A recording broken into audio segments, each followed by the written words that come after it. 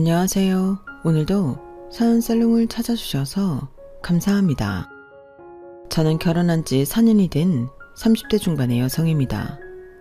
연차로는 얼마 안 된 것 같지만 참 결혼이라는 게 한때는 세상을 다 얻은 것 같았다가도 어느 순간 나를 잃어버리게 만드는 일이 될 수도 있더라고요. 그 시작은 대학 시절로 거슬러 올라가요. 저와 남편은 같은 동아리 선후배 사이였습니다. 저희 동아리는 지역 사회 문제를 해결하기 위한 아이디어를 기획하고 이를 프로젝트로 발전시키는 활동을 하는 곳이었어요. 지역 축제와 협업하거나 기업 공모전에 참가해 실제로 아이디어를 실현해보기도 했죠. 사람들 간의 협력이 중요했지만 동시에 누가 얼마나 기여했는지를 명확히 따지게 되는 경우도 많았어요. 그런 만큼 서로의 신뢰가 무엇보다 중요한 동아리였죠. 남편은 저보다 2학번이 선배였어요.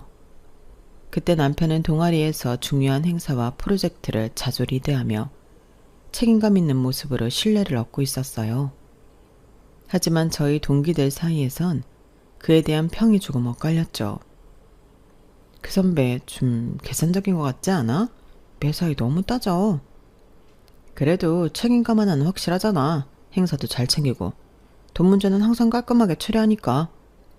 그 전까지는 좋은 평도 많았지만 나쁜 평이 돌기 시작했던 건 남편의 계산적인 성격이 본격적으로 드러났던 동아리 MT 때였어요. 선배로서 전체 비용을 책임지고 정산을 맡았는데 나중에 알고 보니 몇천 원 단위까지 후배들에게 추가로 요구하더라고요. 1인당 2만 원씩 더 내야 해. 예상보다 펜션 비용이 많이 나왔거든. 선배님, 근데 잔돈이 좀 남았던 것 같은데요. 잔돈은 비상금으로 두는 게 맞아. 다음 행사 준비할 때 도움이 되니까. 그때는 선배로서 동아리를 생각하는 줄 알았는데 지금 돌이켜보면 그 비상금이 어디로 갔는지 아무도 몰랐어요.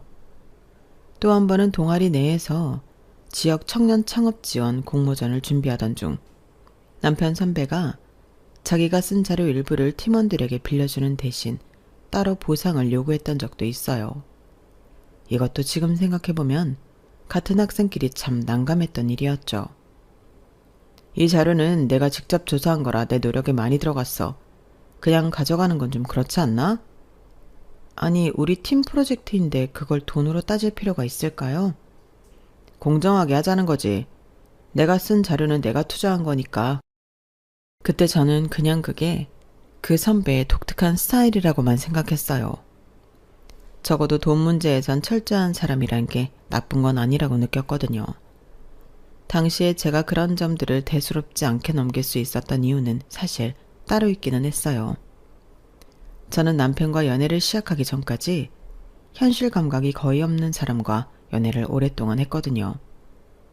그 사람은 늘 이상만 쫓고 돈을 어떻게 벌어야 하는지조차 몰랐죠.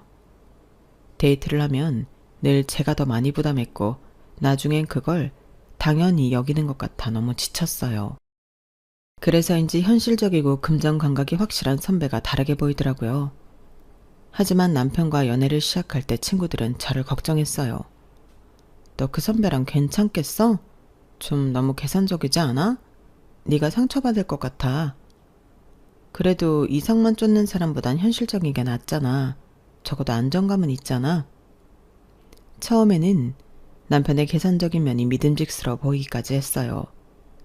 대학 시절 동아리 활동을 하며 선배가 보여줬던 철저함과 계산성은 실수하지 않는 사람이라는 인상을 주었죠.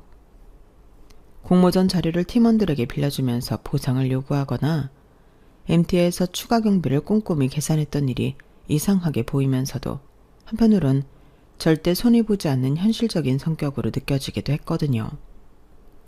적어도 저 사람은 감정적으로 휘둘진 않겠지. 실수를 안 하려고 철저히 준비하는 사람이니까.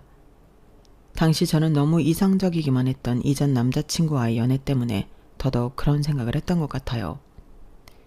늘 공상만 쫓으며 사람들 사이에서 손해만 보고 상처 입는 걸 반복하던 사람과 오랫동안 연애를 하면서 지쳐 있었거든요. 현실감 없이 무리한 계획을 세우고 결국엔 제가 금전적으로나 감정적으로 다 책임져야 했던 시간들. 그런 사람이랑 비교하니 남편의 철저하고 현실적인 태도가 훨씬 안정적으로 느껴졌어요. 저도 그 사람에 비하면 꽤 현실적인 성향이었거든요. 결혼 전 저는 서울에서 한 마케팅 회사에 다니며 커리어를 쌓아가고 있었어요. 제 경력에서 가장 성공적이었던 프로젝트는 IT 스타트업과 협업했던 캠페인이었어요. 고객들이 AI 기술을 어렵지 않게 받아들이도록 이 기술이 당신 삶을 어떻게 바꿀지를 중심으로 스토리를 만들었어요. 결과는 대성공이었죠. 서비스 플랫폼은 예상보다 2배 빠른 시간 안에 사용자 10만 명을 확보했고 회사 측에서도 크게 만족하며 추가 계약 논의를 하기 시작했어요. 회사에서도 저를 인정해줬고 저는 제 자신에게도 자부심을 느낄 수 있었어요. 그런 제 커리어를 자랑스럽게 생각하던 시절에 남편과 결혼을 결심했죠. 대학 시절 보여줬던 현실 감각과 철저함이 저를 안심시켰거든요. 결혼 준비를 하면서 남편의 개성적인 성격이 한층 더 도드라졌지만 저는 그걸 나쁘게만 보지 않았어요. 오히려 웨딩홀 드레스, 신혼여행 같은 문제에서 남편이 비용을 합리적으로 조율하는 모습이 든든하게 느껴지기도 했죠. 물론 속상할 때도 있었어요. 제가 드레스를 고르며 이건 정말 입어보고 싶다고 말했을 때 남편이 단호히 말했거든요. 그 돈이면 더 실용적인 데 쓰는 게 맞아. 사진 몇 장 남기는데 비싼 드레스는 너무 낭비야. 그 순간 마음이 조금 서운했지만 그래도 저는 그의 이런 태도가 가정을 안정적으로 이끌어갈 거라고 믿으려고 했어요. 결혼 후에도 저는 서울에서 마케팅 일을 계속하며 커리어를 이어갔어요. 하지만 몇 달 뒤 남편이 지방으로 발령을 받으면서 모든 게 흔들리기 시작했어요. 너도 이제 그만 일하는 게 좋지 않아? 굳이 힘들게 출퇴근하지 말고 지방 내려가서 집에서 쉬어. 내가 충분히 벌어올 테니까. 그 말을 들었을 때 저는 당황했어요. 남편이 제 커리어를 그렇게 가볍게 여긴다는 사실에 충격을 받았죠.